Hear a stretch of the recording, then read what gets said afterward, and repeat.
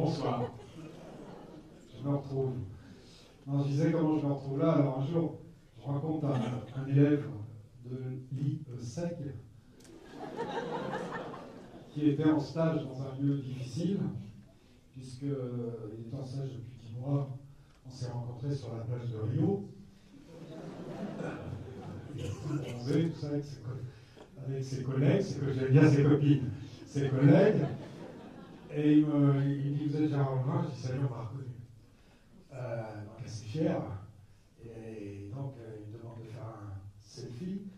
Et il me dit, après, je peux vous appeler? Alors je lui donne mon téléphone, chose que j'aurais pas dû faire. Il m'appelle 8 jours après, il me dit, voilà, est-ce que vous voulez venir à l'IESEG pour parler un petit peu de ce que vous faites. Alors moi je lui dis, vous savez, je ne suis pas très bon, je suis assez bon dans les questions-réponses. J'ai déjà fait d'ailleurs il y a une dizaine d'années une conférence à l'IESEG. Et donc je lui dis, oui, mais si je vous raconte ma vie, déjà je n'ai pas de photo de montagne, je suis valide. Je dis, qu'est-ce que je peux vous raconter? Si je vous raconte ma vie de cuisinier à maintenant, il va se passer du temps, j'en ai au moins pour 1h30. Alors, je vais faire vite. J'ai trouvé un thème, parce que j'ai croisé beaucoup de talents dans ma carrière. Et comme je m'adresse quand même à des gens un peu plus jeunes que moi, et qui sont en début de carrière, j'ai trouvé ce thème, le talent suffit-il pour réussir? On m'a dit surtout ne prenez pas de fiches parce que c'est filmé. Alors, c'est pas écrit, je n'ai pas mon discours écrit parce que sinon j'en ai pour une heure, mais justement pour être assez concis et aller assez vite, j'ai pris quelques notes. Alors je me disais, en préparant cette heure, 1h15, en préparant ce petit discours, je me suis dit, si j'avais 25 ans, 26 ans maintenant, est-ce que je réussirais, est-ce que j'aurais la même chance de faire la même carrière? Et bien, je vais vous dire, je pense que non, très franchement. Pourquoi? D'ailleurs, j'ai écouté 2-3 personnes, dont le trio tout à l'heure, qui est parti en Chine, etc. Ils ont rencontré beaucoup de monde, des Hollandaises, des Ougandaises, ça finit souvent par aise d'ailleurs. Et le mot rencontre est venu assez souvent. Et la rencontre, c'est très important. Alors, j'en suis à la page 5. Pourquoi je dis que j'aurais moins de chance? Parce que maintenant, les rencontres sont virtuelles. C'est-à-dire que grâce à ces écrans, iPad, téléphone, j'en suis au Minitel. Et il y a les gens nés là-dessus et les gens ne se rencontrent plus. Et moi, ma vie n'a été faite que de rencontres. D'ailleurs, Philippe nous a expliqué tout à l'heure, les rencontres dans le malheur, mais les rencontres sont très importantes, parce que les rencontres amènent toujours, pour moi, à la réussite. Alors, quand vous avez sur le nez sur l'ordi, vous faites des rencontres virtuelles. Mythique, exemple. Quand vous rencontrez les gens, vous rêvez, vous parlez, vous discutez, vous avancez. Et je ne sais pas trop rêver. Et j'ai utilisé le mot rêver. Rêver, moi quand j'avais 13-14 ans, mes parents m'ont fait faire une école de cuisine, Ferrandi, parce qu'un jour j'ai fait une saucisse frite à la maison. Et je leur disais, je veux faire le métier, je rêvais de faire le métier que j'ai fait après, mais il n'y a pas d'école pour ce métier. Et c'est à ça que je vais arriver, c'est les rencontres, le travail. Et je me faisais des rêves dans ma mémoire en prenant le bain. Je me faisais des interviews, alors Gérard Lebrun, vous avez réussi, tout ça, comment vous avez réussi? J'étais rien du tout, j'ai poussé des patates. Et ça m'a amené à rêver. Et quand j'ai commencé la cuisine, j'ai commencé à me dire, mais là je vais rencontrer personne, parce que dans une cuisine on est 4-5. Et j'ai tout de suite été en salle. Et en salle, j'ai travaillé, donc j'ai rencontré beaucoup de gens, j'ai travaillé dans les trains, et là j'ai appris aussi. J'ai appris à connaître les gens, j'ai appris à connaître. Je faisais les trains, vous n'avez pas connu cette époque, vous êtes trop jeune, mais c'était les wagons restaurants, les vrais wagons restaurants. Le Mistral, le train bleu, et là j'ai servi Burton, Liz Taylor, d'autres, enfin ça vous dit rien, sont plus très jeunes, Tinan aussi, etc. Mais ces gens-là, quand ils rentraient dans le wagon, la première chose qu'ils faisaient, ils disaient un coin discret s'il vous plaît.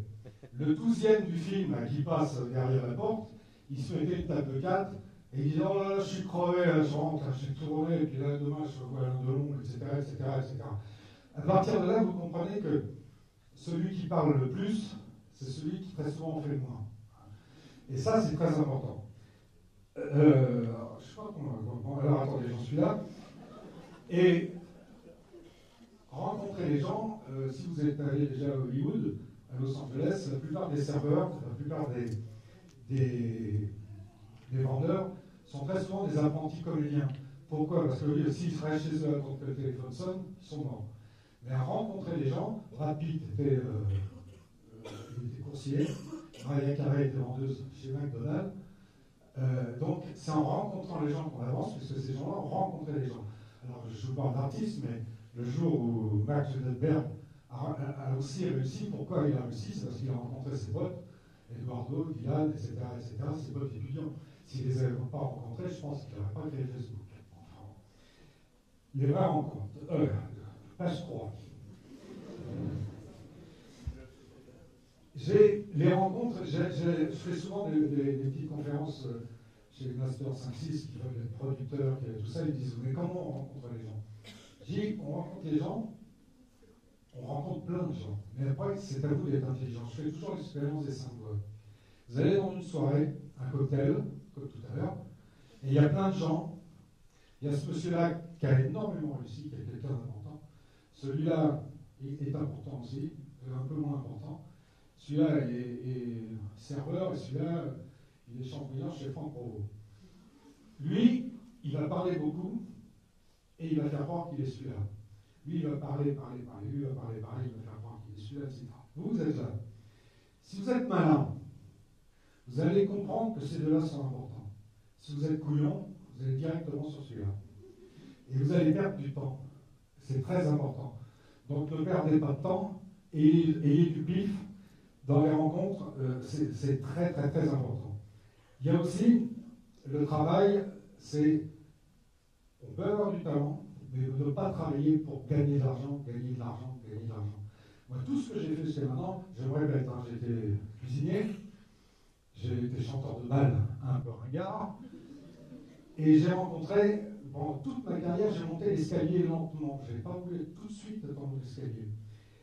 Et très important aussi, lorsque vous voulez faire un spectacle, là par exemple, je vais faire un peu de promo, j'ai un spectacle le 19 janvier au 30 avril à Bobino, orchestre symphonique, 30 musiciens, très pop, c'est un orchestre symphonique qui joue tous les succès actuels, etc. Il faut dire, vous allez voir, c'est formidable. Mais je ne dis pas combien je vais gagner. Je me dis combien je peux perdre, combien j'ai les moyens de perdre. À partir de ce moment-là, le jour où je gagne un peu d'argent, je dis je vais gagner. Mais celui qui dit il faut, voilà, j'emprunte partout pour faire un spectacle et je vais gagner beaucoup d'argent, celui-là est mort. Quand vous allez au casino, moi je suis un peu joueur, quand vous allez au casino, le mot jouer n'est pas le mot gagner. Quand vous allez au casino, vous avez 50 euros, ou 100, ou 200, ou 20, mais vous dites je vais jouer. Si vous jouez ces 20 ou 50 euros pour payer votre loyer, vous êtes mort, vous êtes sûr de perdre. Si vous y allez en se dire je joue, si vous les perdez vos 50 euros, vous perdez vos 50 euros, et si vous gagnez, vous gagnez.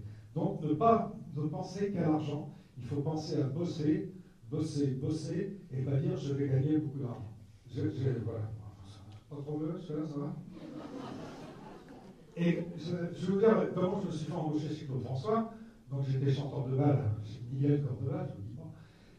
Et j'ai rencontré un garçon qui s'appelle Alain Legovic, qui était en réalité un chanteur, qui était sorti un petit disque. Il me dit que Claude François cherche quelqu'un pour être mon manager. Il dit je voudrais te présenter. Donc il me présente. Claude François me donne rendez-vous à Maison La Romaine à 5h du soir. Je vais en stop à Maison La Romaine parce que j'avais pas un rond. J'arrive à 5h, 6h, 7h, personne. Je dis bon, c'est mort. Et puis à 7h30 à peu près, un type me tape sur l'épaule, Claude François. Claude François, il n'était pas dans la mémoire, il était un peu de sa part. Donc, il me dit, tu es Gérard Louvet, comment ça me tutoyer? Il me parle un enchant fort, et il m'embauche tout de suite comme manager. Il me dit, tu es quel signe? Je lui dis Vierge. Il dit Verseau. On peut s'entendre. Est-ce que ça t'intéresse d'être directeur artistique chez moi? Et je lui dis, ouais, moi je ne connais rien du tout. Il me dit, je pense que tu es un bon et j'ai envie de t'embaucher. Combien tu veux gagner? Je dis rien, parce que je ne connais rien. C'est là où je n'ai pas été mauvais, parce que je lui dis, je veux gagner 5 000 euros ou 3 000 euros. Enfin, à l'époque, c'était des francs. J'étais mort. Quand il m'a dit ça, il m'a dit, tu commences lundi. Maintenant, quand quelqu'un vient dans mon bureau et me dit, bonjour, je veux du boulot, je lui dis, qu'est-ce que vous savez faire? Je veux gagner 2 000. C'est pas ça que je te demande. Qu'est-ce que tu veux faire? Qu'est-ce que tu sais faire? Je veux gagner 2 000, parce que j'ai un appartement, il faut que j'y vais à Paris, il faut que j'y vais à ma voiture, etc. Non, ça ne marche pas. Il faut y aller tout doucement, doucement, doucement. Ensuite, vous êtes beaucoup, je pense, des créateurs et des entrepreneurs futurs. Pour créer, il ne faut pas réfléchir. Stravinsky disait, pour créer, il ne faut pas réfléchir. Parce que, c'est moi qui l'ai trouvé. Parce que, si vous commencez à réfléchir en créant, vous êtes mort. Absolument mort. Il faut, un jour, mon Spalini à téléphone m'a dit, Gérard, explique-moi pourquoi. Parce que moi, bon, avant 2000, il y a avant 2000, après 2000 à la télé. Moi, j'ai créé beaucoup d'émissions. Ils en ont dit 2, je vais en dire Tiens, Montmardi, Saint-Passeray, les Avitubes, Énergie Award, Miss France, etc. J'en ai fait un petit paquet.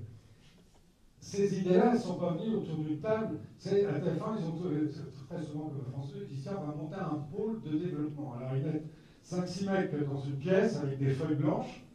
Ils disent trouvez-moi des idées. Ça prend 3 mois, les mecs sont payés, il ne se passe rien. J'ai une phrase qui a fait rire la coach qui m'a interviewé, je dis les idées évidemment qui sont.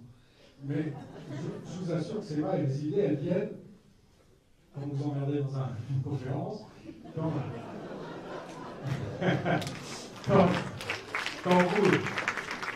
Et très souvent, c'est pas devant la feuille blanche en disant mais qu'est-ce qui va se passer, qu'est-ce qui va se passer. Donc j'en reviens à mon Spalini qui me dit dis donc pourquoi il n'y a plus de créateurs comme à ton époque. Je dis vous avez un vrai problème maintenant, c'est que vous ne pensez qu'au marketing. Je dis tu es la plus grande télé d'Europe. Imagine-toi que tu es le plus grand parfumeur d'Europe. Avant, on faisait des parfums, on était un peu de ça, un peu de ça. Comment ça sent? Ça va? Comment ça sent? Ouais, non, on rajoute de 7. Maintenant, ils font avec des ordinateurs. Non, ok, on est en 2016. Mais quand le parfum sort, il faut le sentir. Ils ne le sentent pas. Qu'est-ce qu'ils font? Ils le font étudier. Alors, ils font du bureau d'études pour savoir s'il sent bon. Non, tu sens ton parfum. Si tu sens qu'il est bon, tu y vas. Et la création, elle est morte à cause de ça, je vous assure. Donc, créer avec le pif. Alors, j'ai presque fini. Au moment où on m'a dit 12 minutes, il y en a qui ont fait une demi-heure, moi je fais 12 minutes. Hein, monsieur?